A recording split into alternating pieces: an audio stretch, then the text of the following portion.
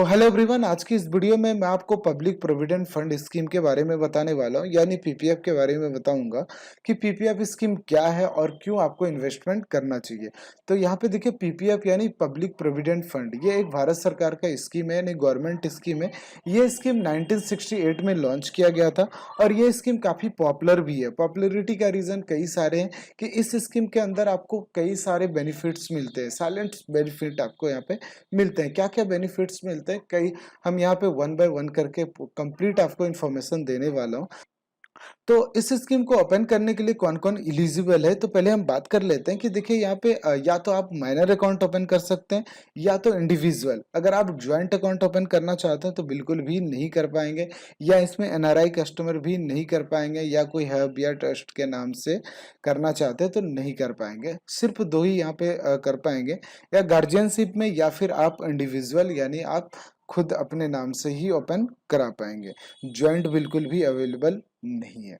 चलिए आगे हम इस पे बात कर लेते हैं कि ये कहाँ कहाँ से आप ओपन कर सकते हैं। तो यहाँ से देखिए, आप दो तरीके से ओपन कर सकते हैं, या तो ऑनलाइन या फिर आप ऑफलाइन। ऑफलाइन करना चाहते हैं तो आप किसी भी बैंक में, किसी भी ब्रांचेस में जाके ओपन कर सकते हैं, किसी भी पोस्ट ऑफिस में आप जाके ओपन कर सकते हैं। ऑनलाइन आप इंटरनेट बैंकिंग के थ्रू भी ओपन कर सकते हैं, लेकिन ध्यान दें कि आप कॉर्पोरेट इंटरनेट बैंकिंग से बिल्कुल भी ओपन नहीं कर पाएंगे। रिटेल इंटरनेट बैंकिंग से आप ओपन कर सकते हैं। अब हम इस पे बात कर लेते हैं कि कितने तक का आप डिपॉजिट इस पे कर सकते हैं। इस स्कीम के अंदर आप कितने तक का इन्वेस्टमेंट कर सकते हैं। तो देखिए, इस स्कीम के अंदर मिनिमम आप 500 रुपये, मैक्सिमम आप पूरे फाइनेंशियल ईयर में 1.5 लाख यानी 1.5 लाख तक का इन्वेस्टमेंट कर सकते हैं। मिनिमम 500 और मैक्सिमम 2.5 लाख, सॉरी 1.5 लाख तक का आप कर सकते हैं। तो यहाँ पे देखिए 500, इसमें भी कंडीशंस है कि किस तरीके से आप कर सकते हैं। यहाँ पे 500 मिनिमम होगा और मैक्सिमम 1.5 लाख। 500 जो होगा उसके बाद आप 50 रुपए के मल्टीपल में कर पाएंगे, यानी 500, 50, 600, 650, 700, 750, इस तरीके से आप कर सकते हैं। यानी 50 रुपए के मल्टीपल में ही आप कर पाएंगे। तो तो ये है इन्वेस्टमेंट, आप 1.5 लाख तक का कर सकते हैं। हम यहाँ पे ड्यूरेशन की अगर हम बात करते हैं तो पीपीएफ अकाउंट जो होता है वो 15 साल के लिए होता है, लेकिन अगर आप इसको एक्सटेंड कराना चाहते हैं तो बिल्कुल भी ये पॉसिबल है। आप इस स्कीम को एक्सटेंड भी करा सकते हैं। तो एक्सटेंड 5-5 साल का होगा। जैसे 15 साल है तो 15 साल के आगे 5 साल एक्सटेंड हो जाएगा, 20 साल। फिर अगर उसके बाद अगर आप 5 साल एक्सटेंड कराना चाह रहे हैं तो ऐसे 5-5 साल का आप एक्सटेंड करा सकते हैं। यहाँ पे कोई भी आपको रेट ऑफ इंटरेस्ट में कोई भी लॉस नहीं होगा। जो रेट ऑफ इंटरेस्ट आपको मिलेगा वो सेम एक्सटेंड पर भी वही आपको मिलेगा, लेकिन इसमें कंडीशन है, एक्सटेंड आप तभी करा सकते हैं जैसे 15 साल आपका मैच्योरिटी डेट है, तो आपको 1 साल मैच्योरिटी पीरियड होने के, मैच्योरिटी कंप्लीट होने से 1 साल के पहले पहले ही आपको एक्सटेंड कराना होगा। जैसे आपका 15 साल में मैच्योरिटी कंप्लीट होने वाला है तो 14 साल में ही आपको एक्सटेंड कराना होगा। लेकिन यहाँ पे इंटरेस्ट रेट की बात करते हैं तो रेट ऑफ इंटरेस्ट जो अभी आपको 7.10% अभी आपको यहाँ पे पे आउट किया जा रहा है, और ये आपको क्वार्टरली मिलता है, हर 3 महीने में मिलता है, और ये कंपाउंड इंटरेस्ट में स्कीम के अंदर आप लोन भी ले सकते हैं।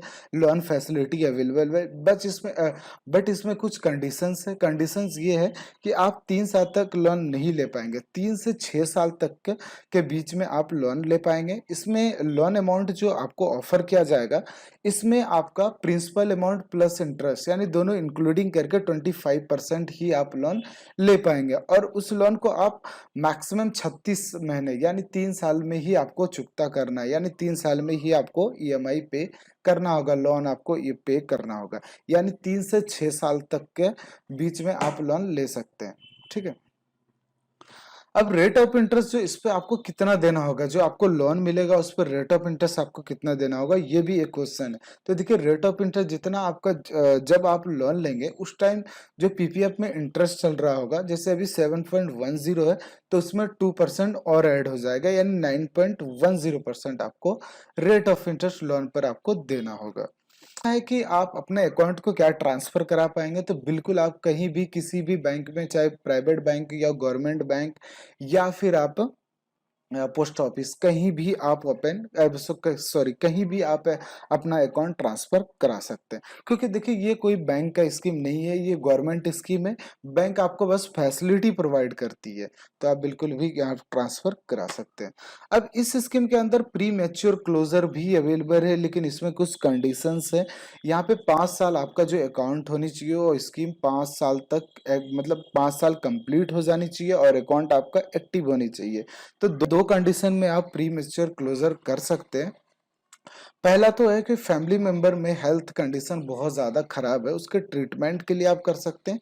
और दूसरा है कि आप हाई एजुकेशन के पर्पज से कर सकते हैं, या तो इंडिया में या फिर आप फॉरेन कंट्री में।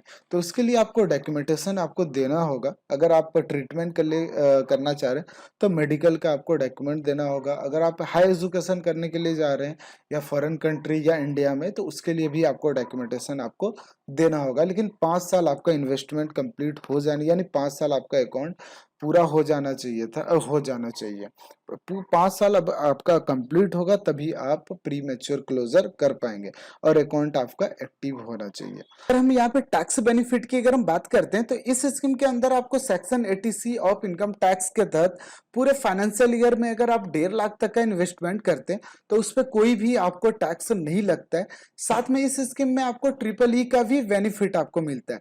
ट्रिपल ई का मतलब यह हुआ कि एग्जेम्प्ट एग्जेम्प्ट एग्जेम्प्ट। इसका ये मतलब होता है कि जितने आपने इन्वेस्टमेंट किया उस पे जो आपको इंटरेस्ट मिला, फिर आपको जितना मैच्योरिटी अमाउंट मिलता है, यानी इन तीनों इन्वेस्टमेंट, उस पे जो आपको इंटरेस्ट मिलता है, फिर जितना मैच्योरिटी अमाउंट होता है, इन तीनों पे आपको कोई भी यहाँ पे टैक्स पे नहीं करना होगा। यानी इस स्कीम के अंदर आपको जो है ट्रिपल ई का बेनिफिट मिलता है, यानी इन तीनों पे कहीं भी आपको टैक्स पे नहीं करना होता है। सॉरी, मैंने आपको ये नहीं बताया कि प्री मैच्योर क्लोजर जब आप करेंगे उसमें 1% का रेट ऑफ इंटरेस्ट पे आपको पेनल्टी लगेगा। जैसे अभी 7.10 है, तो आपको 6.10 ही आपको इंटरेस्ट मिलेगा। ये मैंने आपको उस टाइम नहीं बताया। चलिए अगला हम ये बात कर लेते हैं कि अगर आपका अकाउंट इनएक्टिव हो जाता है तो उसके लिए क्या आपको करना होगा। तो इसके लिए आपको ब्रांच में सारी फॉर्मेलिटीज आपको कंप्लीट करना होगा, और प्लस आपको चार्जेस भी देने होंगे। पर ईयर के हिसाब से 50 रुपये पर ईयर के हिसाब से आपको पे करना होगा। जो वो आपका रिवाइवल लग जाता है, अकाउंट आपका इनएक्टिव हो जाता है, तो 50 रुपये पर ईयर आपका टैक्स लगेगा। 50 रुपये पर ईयर आपका जो है यहाँ पे पेनल्टी लगेगा, आपका अकाउंट एक्टिव हो जाएगा। अगला हम बात कर लेते हैं, इस अकाउंट में नॉमिनी अवेलेबल है, तो बिल्कुल इस अकाउंट में नॉमिनी अवेलेबल है, बिल्कुल भी कर सकते हैं। लेकिन एक चीज इसमें कंडीशन है कि आप एनआरआई को आप नॉमिनी में ऐड नहीं कर सकते हैं। तो आई होप कि वीडियो आपको पसंद आएगा। अगर आपको वीडियो पसंद आए तो प्लीज़ लाइक करें, अपने सभी दोस्तों के साथ शेयर करें, और सब्सक्राइब करना बिल्कुल ना भूलें। Thanks for watching.